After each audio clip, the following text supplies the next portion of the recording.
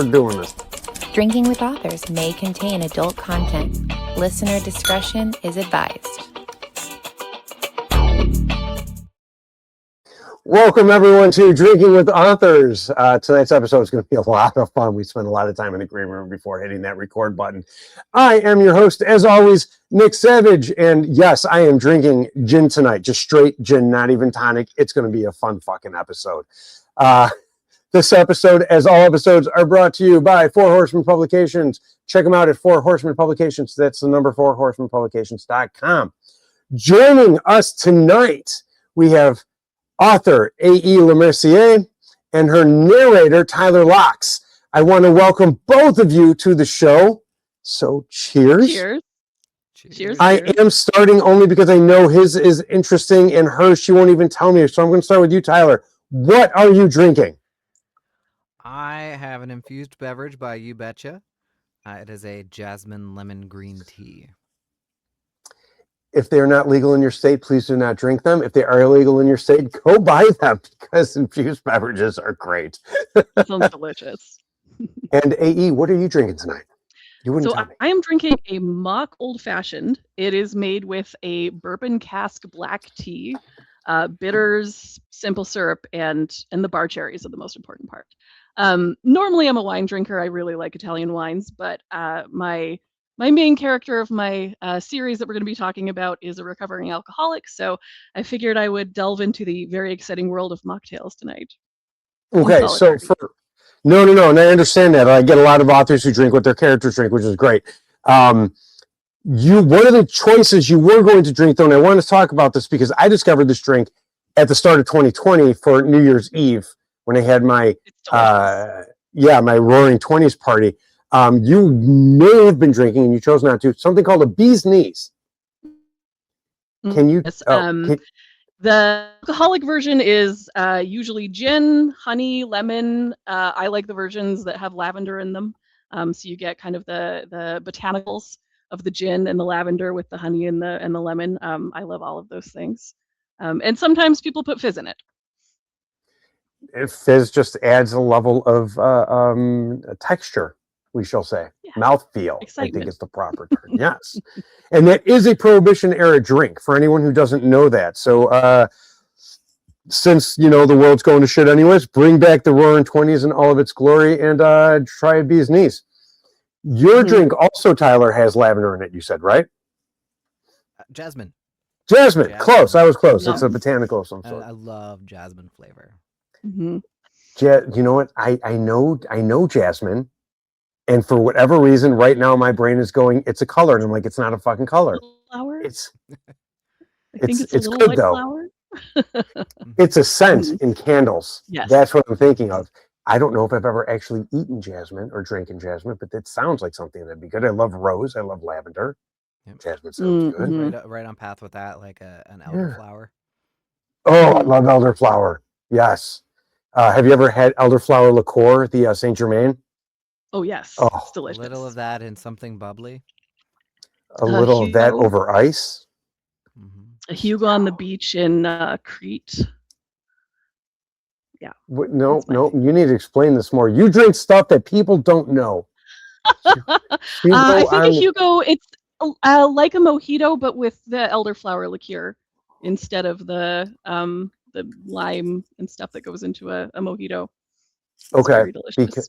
Because mojitos are very common. They had their heyday back when Bahama Breeze, that chain restaurant, was like up in everyone's favorite place to drink on Saturday night with their friends. Guilty. But that place actually got me into mojitos and coconut mojitos and dark rum. And oh my God, such fun drinks. So to do them with elderflower sounds like such a great thing. Yeah. It's delicious. But it's one of the big things you get in the Mediterranean, along with like Campari spritzes and. Yeah, you act like I've been to the Mediterranean. I'm from Chicago. I've been to Florida, Canada, and Mexico. That's as Mediterranean as I get. And New York. We'll give you a taste of it today, then. Yeah, no. But as much as I love talking alcohol, you have books that we would love to talk about. So tell us about the series, the title, everything, because I am becoming someone who's titles don't roll off my tongue right now. Intimate ties. Intricate ties. Intricate ties. See, this is why I don't say shit anymore. I just let people talk because I hear words, I mess them up. When I go senile, no one's going to know. No one's really always been like that. Intricate ties. Intricate ties. Yes. Listening. I'm a horrible host. No, that's totally fine. It's a little bit of a pun, dual, dual meaning, anyways. Intricate ties, because one of the main themes in the early books is shibari, which is Japanese rope bondage, and then also just kind of as the relationships progress, the main couple moves into polyamory, and intricate ties kind of being the bonds between people as well. It starts out, and so Tyler has done 2 books for me so far. They're kind of a duet novella. It starts out with Seeking His Command, and then the second book is Held in His Command, of one and the other MC, and they just kind of the process of them meeting, falling in love, and beginning their relationship. The premise is that Miles, our first main character in Seeking His Command, is a recovering alcoholic, like I mentioned. There's been some trauma in his life for various reasons. It's not just the alcoholism, and his sponsor says, "Hey, I've had some friends who really just found that they found a lot of peace in being able to let go and set aside all of your responsibilities and just let someone else be in charge. You should maybe think about finding out about submission." And he does. He goes to a paid professional, which is Darren, my other MC, and things end up being not so professional. I have noticed that within the male on male romance genres, because I do a lot of other work in the publishing industry, that is a theme where the therapist or the person who's meant to be professional ends up being not so much. And I find that fun because I think everyone at some point has wanted to bang their therapist. So it works. So Tyler shrugging and rolling his eyes. I think his husband was once his therapist. So I want to take this to Tyler for a moment because Tyler is here and you've brought your narrator along. Yes. How do you find doing these books? Because you have to create voices. The whole process of narrating, for anyone who's never done it, it's not as easy as people think. There are people who you just read the book. Can you give us some insight? You laugh because you know that for every hour of listening time, there's hours of production that go into it. Can you give the listener or the watcher, if they're on YouTube, some insight into the process of making an audiobook? And I'm going to mute myself so you can talk. Oh, okay. Yeah. Gosh, I started this in October of last year, so very, very new and green in the space, but I have over 20 books out, and every time I'm still learning pacing and working my way through how to just say the words on the page with the right emphasis on the right syllable to get the right emotion out in audio, as opposed to just reading it on the page. And I think that's the biggest part of it. And then creating these characters. So you have a dominant character who is also a very openly queer character, and so that he has a lower voice, and he's going to be I have to talk from my chest down in here for Darren, and he's very rumbly in that sense. And then Miles, you see on the cover, he's strong, he's very muscular, he's very timid and nervous and recovering, and so his voice is softer, and it comes from up here in my throat because he's so unsure of himself so often, and he has to struggle, and he has that air just doesn't quite come out all the time. And creating those characters took a bit of time of practice with AE on the line. Like, no, not quite, or over here, or then we finally found it, and you can just start to get into the character. But you have to pause so many times, like, no, Darren wouldn't say it like that. No, no, that's not how Miles would say that. And the performance side of it is so much more involved with the self-directing than you might think from hearing the finished product. And Mhm. oh no, you talk. Sorry. Oh, I was going to say, I did find once we landed, Tyler is a very intuitive performer, in my humble opinion. He'll often go things, and I believe they call the term discovery narration now, where you don't necessarily do a ton of pre-reading because you want to actually be able to let your authentic reactions empower your performance. And that was how he hooked me on the whole idea of doing audiobooks at the beginning. Was a very, cold read, authentic performance, watching him fall in love with, my characters and my writing, and myself realizing that it was a lot more than just reading a book and falling in love with that amazing aspect here. Can you repeat that last sentence for me? You cut out for a second. Oh, so listening to Tyler cold read, watching him fall in love with my reading, and myself falling in love with the performance aspect of audiobooks that I wasn't aware of before was what landed us here in making audiobooks. Audiobooks is it can be a very expensive process. Some narrators, especially if they're newer, and I'm not saying you're newer after 20 books. I don't care if you've only been doing this a month. If you did 20 books and you did them well, that's experience right there. So you might say that you're newer having only been doing it since October, which is whatever the hell that is, 8 months now. I can do math. But 8 months is more experience than 99% of people on the planet doing audiobooks. So there is that. Just like writing, and this is weird. There's some statistics with writing I want to throw out here for you. Most books never sell over 100 copies. So if you sell over 100 copies of at least one book, you are in the top 10% of authors worldwide. Yes. That is a scary statistic considering how many authors there are. Mm-hmm. Do you find it, and I'm not ignoring you, AE. I'm just trying to do something different right here because we don't get a lot of narrators on this podcast. Oh yeah, I brought him for a reason. Please. Yeah. So fine, we're going to ignore you for a while. No, I'm kidding. Tyler, when you're doing, because the voices that you just demonstrated for us are very different. When you're doing dialogue and it's going back and forth, and maybe even with a more intense scene where the dialogue might be a little faster, do you find it hard to either switch between the two voices seamlessly, or do you find where sometimes you're like messing, I don't want to say messing up, but like you're reading in the wrong character voice? Like, how do you do those scenes where you need to go back and forth? I just dive right into it. If I know the characters at this point, right? Darren and Miles, I've done 2 books. I'm working on the 3rd.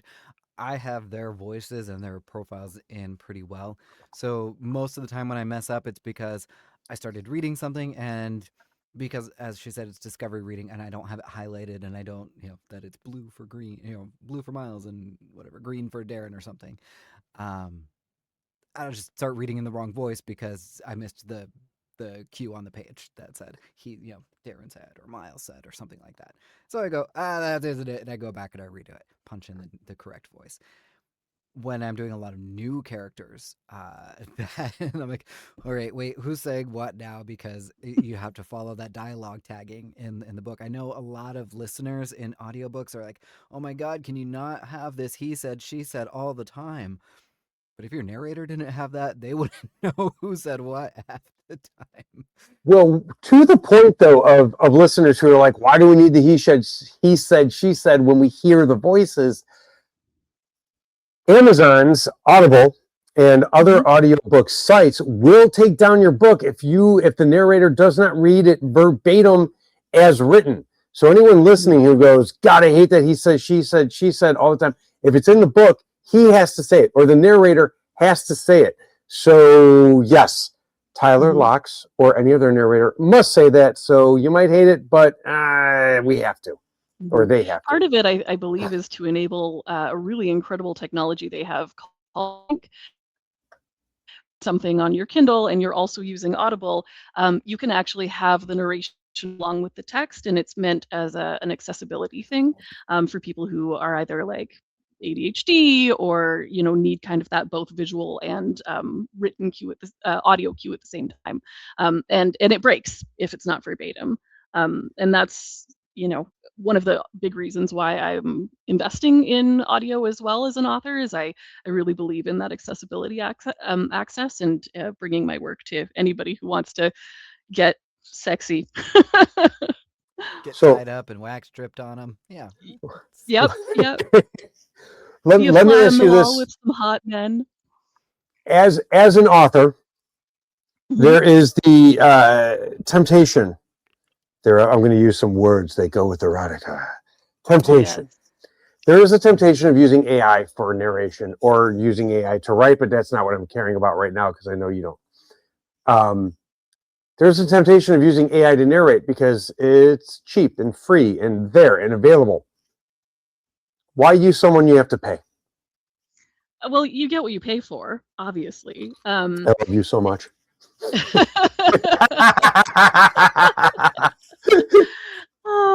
And if it was just for accessibility, I could see using something computerized, but that exists already. You have screen readers, and AI doesn't give you that same human interpretation and that same human performance. Like, it's an art, right? Like, I think that obviously we won't be able to escape from AI, but I see ideally our future is going to be like Star Trek, where things like AI take away the difficult parts of life so that we can focus on things that make us human, which is our creative arts. So I would never, like, it would just be a waste of everything to do creation, and I wouldn't be. I no. I appreciate that because I am staunchly anti AI, especially generative AI, and I understand that like spell check is technically AI and blah blah blah, but we all know when we're talking about AI, we're talking about the generative AI and the fact that there is that. To the themes of your book, because your books talk about and talk about intimacy, and in the notes that I'm given, gentle care, intimate care, aftercare. It was something about a gentle aftercare.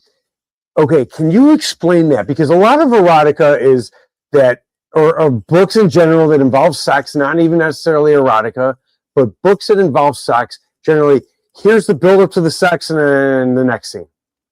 You know what I'm saying? So what is aftercare for the listeners and the watchers that don't know? Well, at its most basic definition, aftercare is essentially how you ensure your partner's well-being after kink, especially, and that is both partners. Sub drop is what you hear about most of all. Once you've been through a really intense situation, you can, have a mood drop or endorphins drop. But dominants also encounter that as well, especially if they've been really putting on a very quote unquote cruel persona in the course of a scene. So, making sure that you're both physically well, warm, tended to, healthy wise, if there's any kind of lingering injuries, well hydrated, but also just emotionally supporting each other and checking in and making sure that you're not, thinking the wrong because of that. From a literary perspective, these books kind of came out of a couple of things for me. My first marriage, which is fortunately, very, very long ago, a good decade and a half, my wife was, whether she meant to or not, emotionally abusive. And, when I read some choices of literature that feature BDSM, very famously, I don't know if I'm allowed to name and shame, but I think you can probably get, has to do with some colors. What I I know what a lot of people that laughter there, yes, a lot of people in the kink community, really have concerns with that book because it shows it in a very negative light. And there's room for those fantasies, of course, and we read to enjoy things that we can't enjoy in real life. So thinking like, oh, if my wife or my spouse is cruel to me, that it's BDSM, it's okay, right? I wanted to give a balance so that you can go and read all of those dark, traumatic romances, but then you can also come and have this experience where your characters are always going to be safe. You don't have to worry about the third act breakup. They're going to support each other. They're going to be exploring kink in a way that helps them grow as individuals, especially with the initial scenario with Miles. And just really utilize erotica in writing as kind of a way to not just titillate, but progress a character-driven narrative and a relationship-driven narrative. Okay, so you said some. I do not write. I do not read erotica. Okay, yeah, no, I don't write it. I didn't think about. Well, okay, in the publishing industry, there's very strict standards as to what qualifies for erotica and not. And you could say words like cock and have no sex scenes, but if you say it like 5 times, the publishing industry is like, oh, all of a sudden it's erotica, and I'm like, no, it's not. But the publishing industry has their standards. Mm-hmm. But like you said something, and if it's too personal, let me know. We don't have to talk about it. But you said something about your ex-wife, first ex-wife. That was assumption. That was an assumption there. You said something about your ex-wife where you said whether or not she meant to be abusive or something like that. You said. Yes. That is. And there's some, okay, God, I am fucking drunk. It's just like a double closed gin, but I had drinks earlier because I've been recording all day. That is something that I understand. Not that not that words, choose them carefully. You may have to eat them. Some people may see that as almost being an apologist, where, oh, she didn't mean to, but having lived through it, having experienced it, and I don't want to label anyone as a survivor or this or that, because we all choose to view our own realities as we view them. Why say that? Because it's almost like you're on good terms with her now. Oh God, no. Yeah, I mean, I think part of it is that, as an individual, she just wasn't very emotionally intelligent, and so, this was done intentionally to manipulate and hurt me, as opposed, this was just a person reacting in the only way they knew how because they just, were not emotionally intelligent enough to be able to deal with conflict in a healthy way.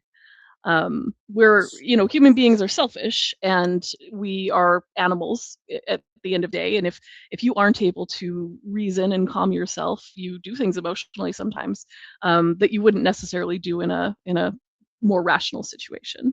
That's kind of what I meant by that. No. If you see me writing, it's because I'm taking notes, because God knows I can't fucking remember what I want to ask, so I have to write it down. I have so many questions that I'd love to open up on and ask you about, but I want to ask you this because you write a very realistic take on BDSM and kink and stuff like that.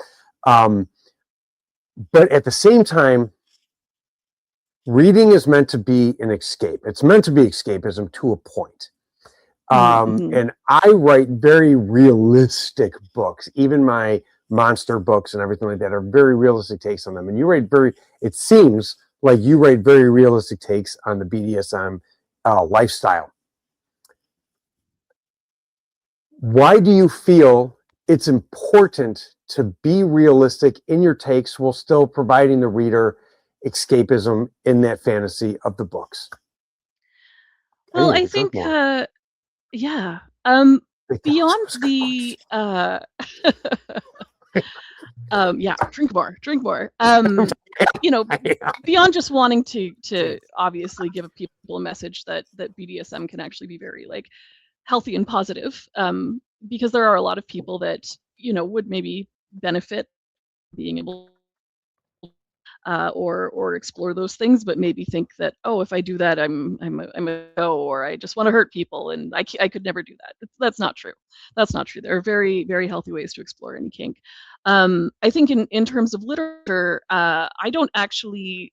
I still very much consider my books escapism because they provide something that is not necessarily idealized, but you know, something that's always going to make you feel good. Relationships are messy in real life. People break up, people have issues, especially once you start going with polyamory. I think that being able to step away from the stress of whatever is happening in the world, whether that's, you know, politics or your job or, you know, a death in the family, and just go to some place that's safe with characters who are going to love and respect each other and support each other, and then from that place of love and respect, explore some really fun place. And you know, the response that I've gotten from my readers has very much reinforced that for me. Okay, so can I ask you this then? Mhm. You're married. You've been married Yes. to a woman for a number of years, Yes. right? Okay. You're monogamous in your, I am. but I feel like Mhm. there's a but under that. You're like, I am, but. So I would say that if I was younger and had more social juice, we would be very open to polyamory. As it is right now, you know, writing is where I put most of my energy. Dating is hard and messy, so I don't necessarily want to make my life more complicated with that. But you know, we recognize as right, and a lot of times, especially in kind of heteronormative relationships, you see this unhealthy relationship where the couple decides they have to be their everything, especially for men who've been told that they're not allowed to be physically affectionate with anyone other than their wife. And it just puts so much pressure on the marriage that it fractures. So when you know, when you're realistic with your partner about like, what do we actually want from each other? What are we equipped to give each other, and you know, what can we maybe think about doing to be different and to have other needs met elsewhere? I think that's where you can really have, like, whether it's through polyamory or making smutty books on the internet, really add a lot of positive longevity to a relationship. Okay. So we are all three of us are married, and this is about as diverse a podcast as we can get without including people in open marriages, unless Tyler hasn't told me something about his marriage that he didn't mention backstage. But for anyone listening who's somehow skipped ahead or hasn't, Tyler's got a husband, A's got a wife, I got a wife. Jesus Christ, am I drunk? I got a wife, she's got a wife, he's got a husband. So it's about as diverse as we can get here. Tyler, I want to come back to you because you've been silent for a while. Mhm. Also monogamous? Yes. Okay. No. This is okay because I'm leaving somewhere. It's going to take me a while though because my word skills. Have you ever been in a poly relationship, or are you not poly at all? I've been invited in my past to participate as with open couples, but I wouldn't put it under the term of poly, Okay. simply because that was more one and done type invitations as opposed to a regular ongoing. Yeah, no, threesomes aren't poly. Threesomes are just fun for a night. Yeah. So Which- exactly. I mean, they can be fun for some people. I don't know. I've tried. Shouldn't be saying that online, but maybe I should. No. It's very, You know that's where what? you get the Okay. inspiration to be a smut narrator. And that's okay. Here's the thing, and AE, you brought up a good point, and I want to touch on it because you said that especially within the poly community, jealousy can rear its ugly head. My paraphrasing of what you said. Shit. Where did I want to go with that? Do you find that being, not being, do you find that jealousy is more common in poly relationships than it is in monogamous relationships, or is that a misconception of the monogamy world of polyamory? That's a good question. And I'm speaking in very broad generalizations because, most of my experience with polyamory has been anecdotal. I find that people who are successfully polyamorous are that way because they really, really value and not just value, but work towards open communication. And so, if things stop working, the things that lead to jealousy, which are needs not being met, they're used to talking about them and kind of making a more rational decision. And I think you've kind of, gone into this, I'm going to share my partner, you've at least to a degree thought through how that would feel compared to a monogamous relationship who's basically said, you are it for me, and so on and so forth forever. That's my impression. Some people could find otherwise, though. No. And that's what we can only speak from our own experiences, whether it's anecdotal experiences or lived experiences, we can only speak from our own. I mean, hell, we listened to Neil Tyson deGrasse about astrophysics, and he's never been in space, but we assume he knows more about space than we do.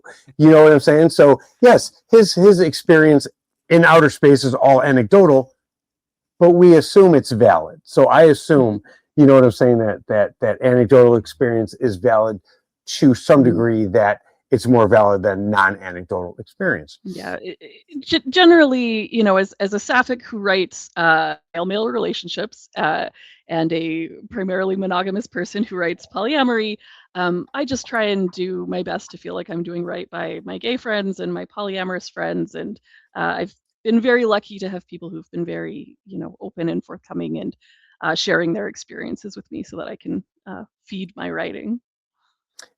You said something earlier I would like to touch on, because as the token straight man in this podcast, that was a joke. I said it very dryly. Thanks for the obligatory laugh. We love a token straight man. Yeah. You said something about how men aren't allowed to be affectionate except with their partner. And it's kind of what the whole fucking movie and book first, then movie Fight Club was about the emotions and stuff. And it's coming to a boil nowadays.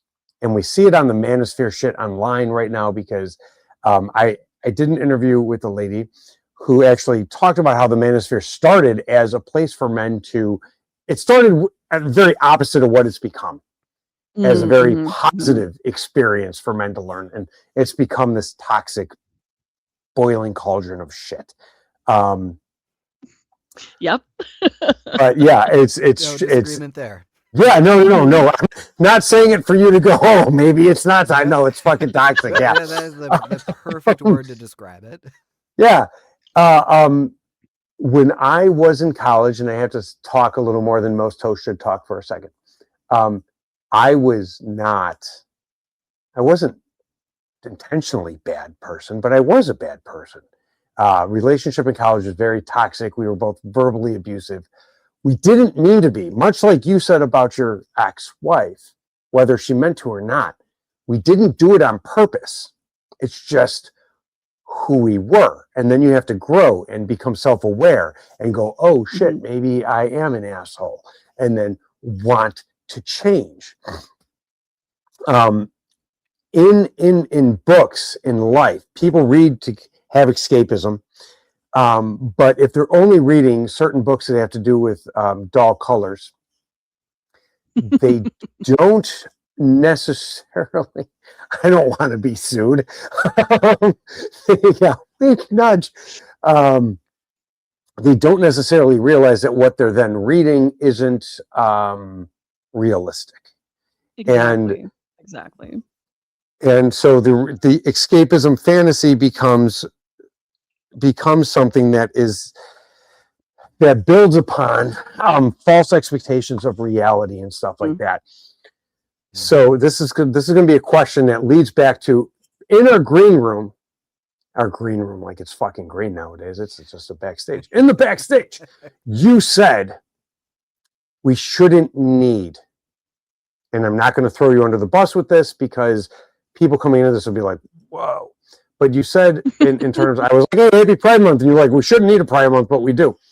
And I get to say that because I'll be canceled one day anyways because of my mouth. This all ties together in a very roundabout way. The fact that we shouldn't need a Pride Month, but we have to have one because society sucks. The fact that we have to have this escapism that's so obscure and obscured from what could be realistic escapism, that you have to write realistic escapism. All ties together. So my question is, how does this weigh on you? And both of you, this is a question for both of you because you have to narrate this in a realistic way. You're not sitting here doing Gaston from Beauty and the Beast as one character and Jafar from Aladdin as the other. You know what I'm saying? Like, you have to create these realistic characters. So now you're wondering how Jafar would sound as a gay character. Oh, he basically is. The way he did. I love you guys so much. Just sidebar, right? There's an audience for this. Codified gay. Yes. So you were saying. But how does this weigh into you as a writer? Not as an individual, because an individual it's a different person, but as a writer, how does all of this weigh into you and the way you have to write to not come across as a caricature or someone who's writing something or narrating something that's not stereotypical or so unrealistic it'll get blocked in with those? I'm going to shut up. I mean, talk. I think I just, as much as possible, try and think about my characters as people, right? And it might not be the same for all writers, but I tend to consider myself a very empathetic writer. I feel who I write, so I it's not like method acting, but I get into their headspace when I write Miles and when I write Darren, and so writing to me, I think, is almost a way to experience these things myself through putting them on the page, and I just think about it as providing a balance, to be room for those bodice ripping fantasies. They're fun. I've dabbled in a few things myself in the past, but being able to say, hey, there's options, so that however you kind of need to feel, whatever serves you and your purpose in that moment, you can find it in literature. And Tyler how and I do talk. No. Continue. Yeah. Well, I'm maybe going to turn this to a topic that Tyler and I often find ourselves talking about with people, which is MM romance versus LGBT romance or gay romance, and how you've kind of found that in both your reading and your narrating. So what would be then, for the listener who might not understand, what is the difference, or for the host, what is the difference between MM romance and then the LGBTQ romance? The difference is the authenticity of the characters, the representation of their sexual identities, the acts themselves. If I can put myself in the shoes of the character, then I see it more as queer romance or LGBTQ romance, right? I just use the blanket term queer, and it's that character has more of a complexity to them. There's versatility in the bedroom often, in different ways. There's a give and take. There's more of an open communication style. In romance, the wider romance that is not what I call gay or queer romance, is very strict roles in the bedroom, very top bottom, dom sub. There's no blurring of the lines. There aren't hookup apps. There's no cruising. There's no gay culture. Where's the drag queens? Where's they're going out to the gay bar? Like it's all very. I don't want to necessarily say het washed, but it is a little bit straight washed. Yeah, I've never quite come up with the term I want to say for it, but to me it's very traditional. Yeah, that's a good way. Traditional. I think that's so. Let me hetero washed.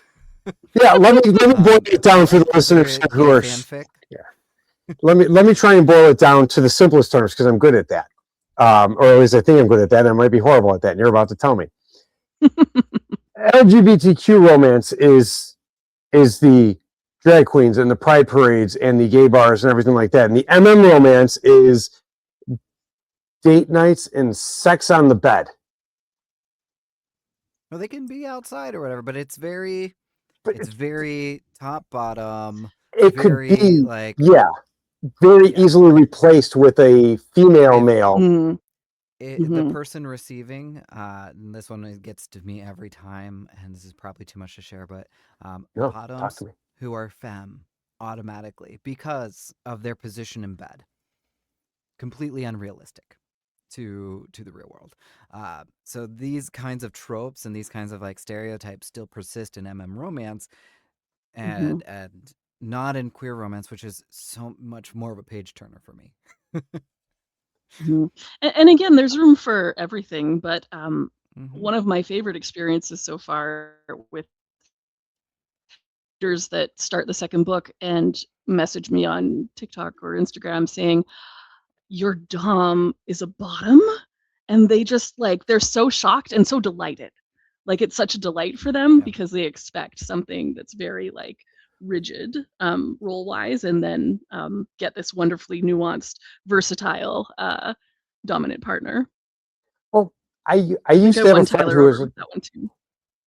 I used to have a friend who was a dominatrix, and she told me that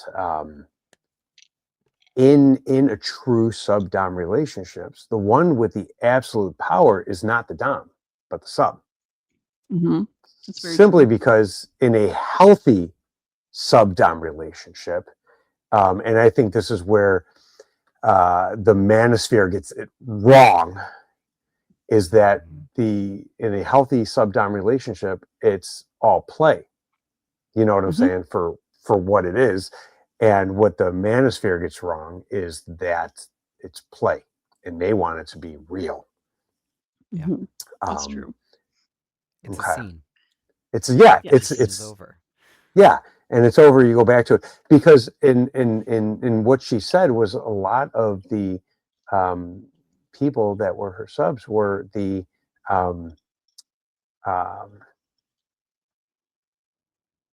higher powered guys, the guys. The men who had the jobs that were high stress and high whatever, and they just wanted to let go, and this is almost a way of relaxing was this sub-dom relationship and stuff like that. So it is something that is not about control, even from the dom side. It's not about control. It's about giving the sub what they need. Exactly. To relax, to get what they need out of it. You've honestly just described my dominant character in a nutshell. That is his profession, and all of his other clients are those rich, I need to relax, please take care of me and dominate me for an afternoon kind of scenarios. So yes, your friend is very obviously from experience true what she says. Educated. Yes. I haven't spoken to her in a number of years, but we were very I don't want to say it like we were close, but our conversations, as limited as they were very not casual and passing. You know what I'm saying? I love friends like that. So yeah, and she knew my wife. It wasn't anything like that. You know what I'm saying? It was just we worked a haunted house together. You know what I'm saying? So it wasn't like it was very is what it is. We are coming on time, and I hate it because I have so much more I want to fucking talk about with you guys. We are coming up to our time. So I want to say this. Tyler, are you taking on new clients right now for your audio? That's segue from Dom Sub. Let's get back to what he does. A different kind of client. Yes. For audiobook. I am taking on new clients now. I'm always open. You can find me Lox and Found Studios. So I'm incorporated. I am a studio. I help authors like AE on the third one. We are collaborating on expanding access to Royalty Share Plus options while still having a multicast production. So continuing to help make accessible, good quality audiobooks available for indie writers. I obviously am very much into the queer romances, so bring them on from the own voice perspective. But I'll play straight if the right character's there. I'll play straight, I guess. I love sci-fi fantasy. I'm working on Rowan June right now, which is by Tamara Henson. It's a YA novel, so not everything I do is smut, just 99%. Smut is fun, and smut sells, folks. Smut sells. It does. My wife is audiobooks. Funny anecdote. My wife is currently writing a cookbook, nonfiction. Here's a bunch of recipes and pictures. Cookbook. Someone commented on her fucking Instagram, "Oh, if you want to make money, you have to write erotica." What the fuck do recipes for cupcakes have to do with erotica? And I was just like, God damn it. Wow. So, how are the cupcakes being served? I'm not Dick. No, I'm kidding. I did not say that. Is it the donut God, challenge? Drink some more. I'm gonna right. Okay, you know what? You write smut, you read smut, and I'm a straight guy. So let's have this talk for a second. Let's talk about the ring toss and male penises. I am not saying I'm fucking like whoever John Holmes, that guy with the world's largest penis. But if you can toss a donut on someone's penis, go see a doctor. That penis is just pencil. It's, right? yeah. I mean, like, how big is the donut hole? There's a. I love you guys so much. Just. You can't. I mean, we love men of all shapes and sizes. You But- got to work with what you got.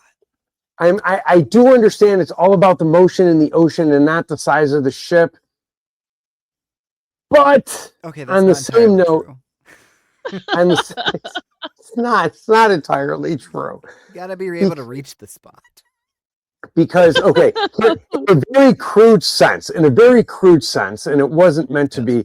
I always knew the term. It's not the size that counts, but you don't want to be throwing a hot dog down a hallway.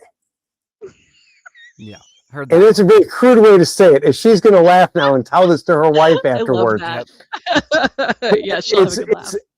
And Right. well, because as a straight man, you learn it in a very crude way, because you learn it from the straight man's way of, I was throwing a hot dog down a hallway. And it's like, no, because it's not about that at all. But if you're playing with the tic tac, ain't no one getting the satisfaction from it. And it's just in my mind, unless it's what you enjoy. Why you This gotta is get why creative? toys exist, and Yeah. and there is a wide world of options to still satisfy your partner. Thank you. Oh my God. I am part of the Amazon Vine program. And oh my God, this is me drunk having to tell you this. Amazon Vine is an invite only program where you get like free stuff and then you have to like write reviews for it, right? Mm-hmm. So me and my wife look through it every night just to see what's in there, see if anything fun is there. Last night, a pocket pussy came up on my fucking Amazon Vine. Ooh. Let me tell you what I'm not ordering. Here's the thing. I don't judge. Do what you want with things. I can understand dildos. I can understand dildos. Straight men, straight women, gay women. I can understand dildos. For the love of fucking all that is holy, I cannot understand the need for a pocket pussy when KY jelly in like a plastic Ziploc bag exists. I just don't understand. I just don't understand the need for it. That makes me feel better because as a woman, I have always been very sad that I'll never know the glory of a pocket pussy. So if you're saying it's not all it's jacked up to be, I've never used one. Okay. Wait, he has though. Hold Tyler? on. Tyler, talk to me right now. They have different designs on the inside that create different sensations. So from a variety of ridges, nubs, etc. If you get overstimulated from certain types of stuff, you're not going to enjoy it. But if you enjoy sensation play, you might enjoy one. That's why I feel like I'm missing out. Yeah. It's more about the inner design of it. Some of them are just sleeves, but a lot of them are like nubby or something. Okay. So it feels different from. See, I try not to judge, and I don't judge, and I'm just one of those things where it's like pocket pussies. I was just kind of always like, I don't understand the. But then you gotta make sure to clean them up. You know, you got. I mean, now it's a cavity situation. Like, and that's the thing. So it's a cavity situation. About keeping aftercare. Yeah, you can't just let it get crusty like a sock on the side of your bed in college. No. What face you just made, A. So okay, it is Pride Month right now. It is the beginning of Pride Month. It should air during Pride Month, I'm hoping. Should fucking air during Pride Month. I don't know. I don't know when these things air. But it should air during Pride Month. So you said behind the scenes, and I would like you to expand on this. Because we were talking, and for anyone listening, there's a bit of a background here I have to give. I said not caring and caring can often be the same thing when they're done with the same intentions. And I said this because I have a cousin who's trans, and they go by a name now. And I'm not calling out my cousins on this, or even, I'm not calling out, but I'm not blasting or I'm not saying anything about anyone related to my family. They go by they, them now, and that's fine.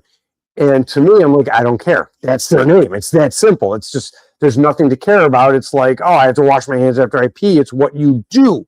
You call them by what they want. And you said, AE, we have a Pride Month and you appreciate it, but we shouldn't need it. Something along that line. Yes. I'm drunk. Yeah, I aspire for the day. Oh, yeah. I mean, same with any other kind of Black History Month. It's there because it's an equality that's missing. It's a level of fairness and empathy and caring about people that our world sadly just doesn't have. And so we make a month to bring attention, sometimes to protest, especially in times like these. That's kind of where the do we need a Pride Month or not comes up. In an ideal world, no, you don't, because it doesn't matter who you're married to. It doesn't matter who you love. Everyone, can go about their lives and love equally and as happily or miserably as they choose. Thank you, because in here, and this is going to be a long roundabout way because I'm drunk and can't be succinct in my words. That's why I write and have my editor tell me to fucking cut things back. Earlier you said about communication and men and straight marriage and all that stuff. And it's true. Before my wife, I was a guy who would blow up phones 30 times a night when they were out with other friends. You know what I'm saying? And I was a horrible, horrible human being. And then I met my wife and I did it once to her. And she said, you either trust me or you don't. And if you don't, we're through.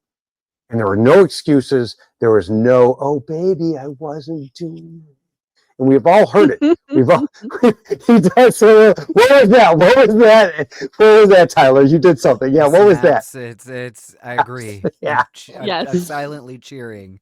because we've all heard it before from people, and it does nothing to alleviate the suspicion and the stress. And she was just like, you either trust me or you don't, and if you don't, we're done. And it flipped a fucking switch in my head. And my wife is my best friend. So And I feel very lucky because I don't think people talk enough about what a good, healthy relationship, whether it's straight or gay or is that even the proper term? Queer? Whatever, dude. I don't fucking know. I'm drunk as shit right now. It's whatever your relationship is. If it's healthy, it has to have the communication that AE mentioned earlier. Mm-hmm. And Absolutely. we talk, and we're not each other's everything because she needs her time away from me. I need my time away from her. It's not because we don't love each other. We do love each other, but we are individuals. Mm-hmm. Exactly. Fuck, I was going somewhere with this, and then I got really drunk. I was going somewhere with this. Pride Month. This is why people love this show, is because they just want to see when I lose track of what I was talking about. Where's that? Damn it.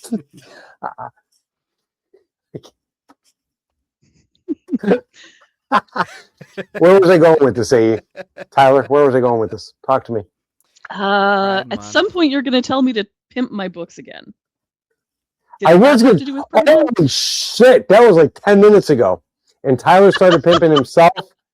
And we were talking about things. You know what? I lost track. Here's the thing. For the listeners, it doesn't matter what sexual orientation you are, as long as you're in a consensual relationship with someone who has a fully formed medulla oblongata, or whatever part of your brain forms last. As long as it's consensual, yes. Be happy, be good, be nice to each other, and be open in communication. I was going to go on for another fucking hour with you guys talking about things because I love you guys so much. You guys are my new BFFs. But yes. AE has to talk about her books and pimp your books. I'm muting myself. Pimp your books. And your. I will absolutely. So there's two main projects that I will talk about really quickly. The first, of course, is Intricate Ties. Tyler's holding up his omnibus, though I just released discrete covers. So for those people who like to read on a bus without shirtless men being shown to the world, I have some very beautiful, tasteful artwork available for your print book needs. The series itself is currently 4 books. They're all novella length, so they're really easy to kind of just pick up and enjoy in 4 or 5 hours. It's not a huge commitment. Same thing with the audiobooks. It's an evening with a nice drink, alcoholic or otherwise, in a bath, and Tyler's wonderful purry voice, just keeping you company. The spices. All audiobook narrators spicily. Tyler definitely gives his all for me. I appreciate it very much, and I think you will very enjoy it if you check out his work. And then the 6th book will be out sometime in the fall, and that's where we really get going with the polyamorous relationship. You've kind of watched Miles and Darren fall in love. You've watched them build a family together in the first 4 books, and then in the 5th book they start exploring. Basically Darren saying, "I dominate you, and it's really special to me, and I understand that because of our dynamic, even if we switch, you aren't going to feel the same way that I feel when I take care of you, and I want that feeling for you. Let me teach you if you're open to it. Let's find someone that you can be this kind of caretaker for." And that's what takes them into their polyamorous relationship. They end up with another marriage, and I'm very excited for people to meet them. The other project that I'm working on right now, which Tyler is also tangentially involved with, his studios definitely, is a romantasy. It is a grumpy pirate times himbo merman, genius himbo merman fantasy book that is coming out at the end of July. It's called Silverfin. It also has a dual narrated cast. We have a wonderful female narrator friend, actually called Lulu Soul, who is taking on the bulk of the narration and the merman character, as well as there's background sapphics in this. So if I don't usually write sapphics because it's a little bit too close to home, it makes me shy, but I managed to write it for her. And Tyler is going to be the other main male character, the gruff and grumpy Captain Hawk. So yes, that in Yes. audio and Okay. Hold on one second. I had to hit pause. so those are the main projects I'm working on right now.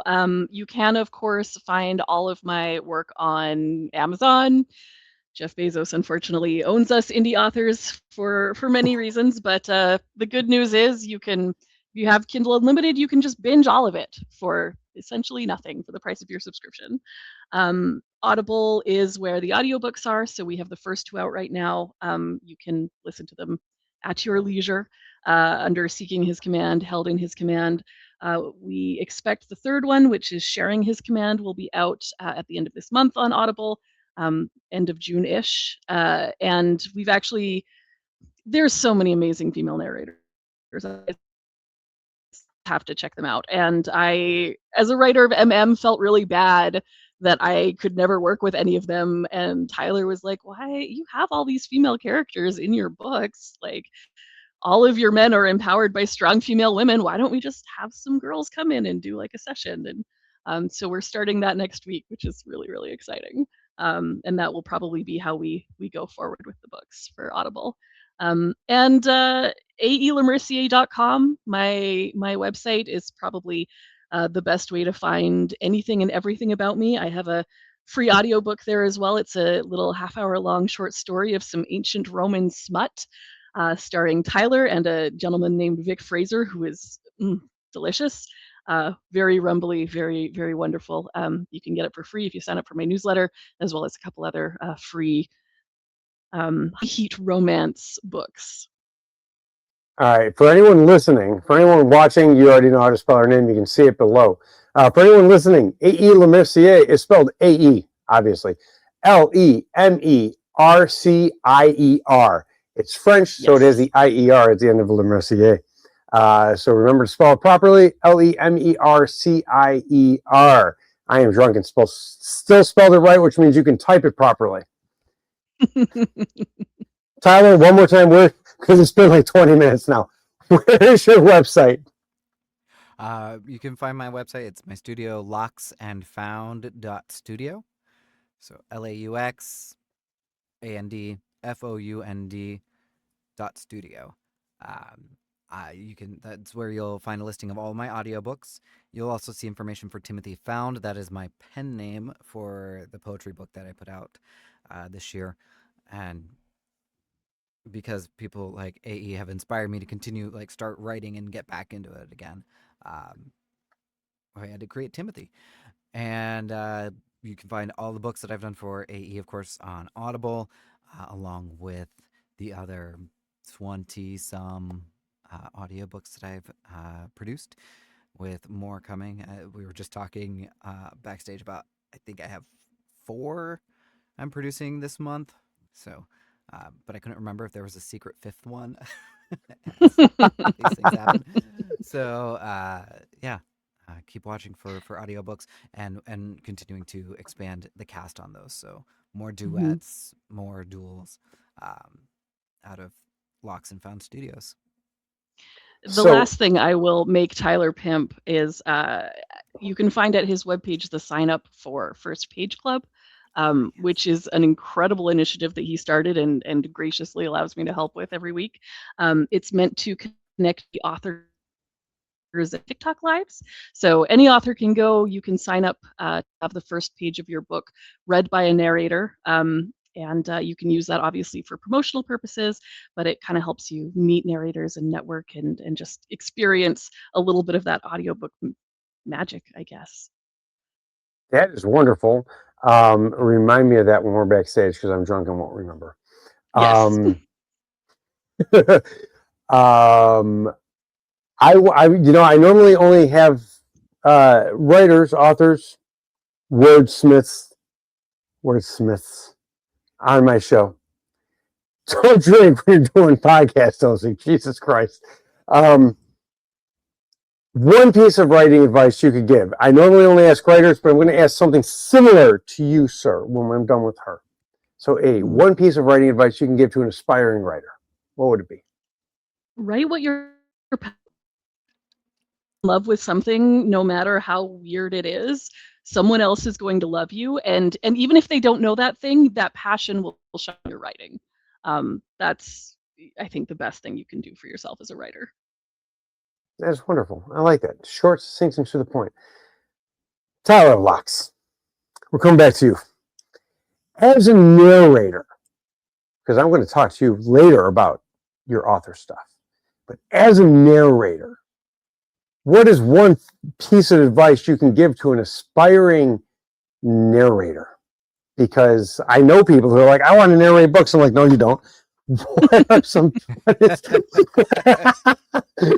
You understand that joke, which is great. Only like 5 people can understand that joke. What is a piece of advice you give to an aspiring narrator? Your voice is unique to you. Don't try to be someone else. Okay, you know what? I never had people expound upon their advice. I'm going to have you expound upon that, because you said don't try to be someone else, yet they have to be characters. So what do you mean by that? By that I mean I'm not going to try and mimic Mike Myers if I'm going to play an ogre, right? I'm going to be myself. I'm going to do the performance that comes from me, and we can coach and we can practice, but it's still going to be my voice. I might modulate it some, but it's still going to be my voice. And your voice is not Mike Myers' voice, and it is not my voice, and it is not, the greats of audiobook narration, right? It is you, and so you have to be comfortable with that, and you have to learn to fall in love with your voice, essentially, and be okay with being you, in that. You know, I end the show. I always end the show with, "It costs nothing to be kind," but I'm going to end it differently tonight because you inspired me. A man who is younger than me inspired me. Why? Because children should be both heard and seen. I'm kidding. He's like 40 years old. He's a man. I'm drunk. I get to make jokes. But no. He inspired me. So I'm going to end the show on something different tonight. But I do want to thank both A.E. LeMercier. I'm going to say it with a slight accent there because I can at least attempt to. Of course. And Tyler Laux of Laux and Found .studio. Studio or studios? Plural or singular? Studio. Singular. This is what happens when you drink, is you just add plurals to things that don't need plurals. Laux and Found Studios. And that Laux is actually spelled L-A-U-X-A-N-D, not an ampersand. Found .studio. A.E. LeMercier. Again, it's L-E-M-E-R-C-I-E-R. I am staring at her name on my screen as I spell it because God knows I can't spell anything right now. But I want to thank both of you, Tyler and A.E., for being here with me tonight. This has probably been one of the longest episodes I've recorded, and I've had so much fun and don't want to end, but I have to because I have time limits. And we're well past that. But for everybody listening, I want to thank you for joining us here at Drinking with Authors. Like, share, tell people about it, make us famous, find us some sponsors so we can get some more money and make this far more professional than it is. I love you all. And until next time, I said I'm changing it up. Be unapologetically you. Don't ever be anyone but you. I love you all. Until next time, be good. Everyone, I'll see you later. You two stay around. And that, oh, wait, no, wrong button. God, this is what happens when I'm drunk. Thank you for listening to Drinking with Authors. Join us next time for another fun conversation with an author over drinks.